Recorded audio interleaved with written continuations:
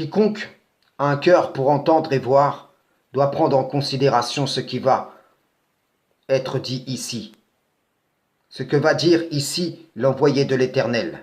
Sourate 2, verset 131. Quand ton Seigneur lui dit à Abraham, soumets-toi, il dit, je me soumets au Seigneur de l'univers.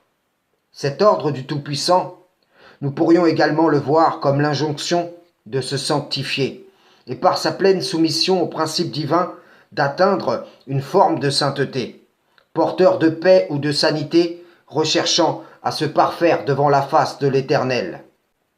Le Coran nous rappelle qu'Abraham, Ismaël, Isaac, Jacob et les tribus n'étaient ni adhérents au judaïsme, ni adhérents au christianisme, mais soumis à l'Éternel, recherchant à se sanctifier, à se parfaire pour lui plaire, pour faire sa volonté, et non la leur.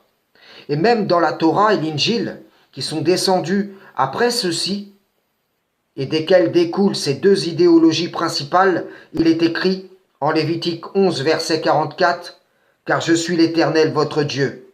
Vous vous sanctifierez, et vous serez saints, car je suis saint. » Ici, le contexte est les interdits alimentaires, mais l'Éternel est saint en toutes choses, et il a prescrit la recherche de sainteté en toutes choses.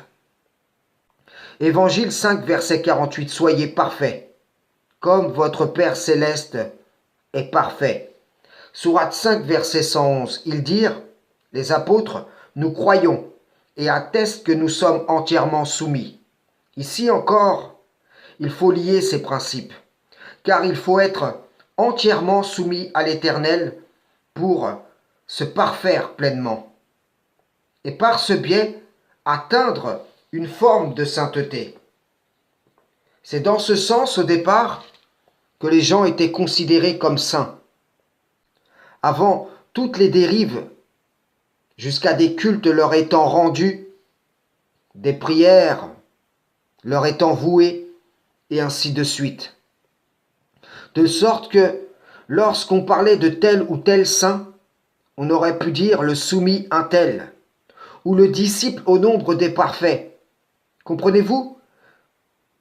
C'est vos idéologies qui créent le décalage nécessaire vis-à-vis de la voix de l'Éternel, de sorte que vous ne voyez pas que vous en êtes les principaux obstructeurs. Vous ne voyez pas que la soumission, la perfection et la sainteté sont trois aspects intrinsèquement liés. Ils ont judaïsé les concepts.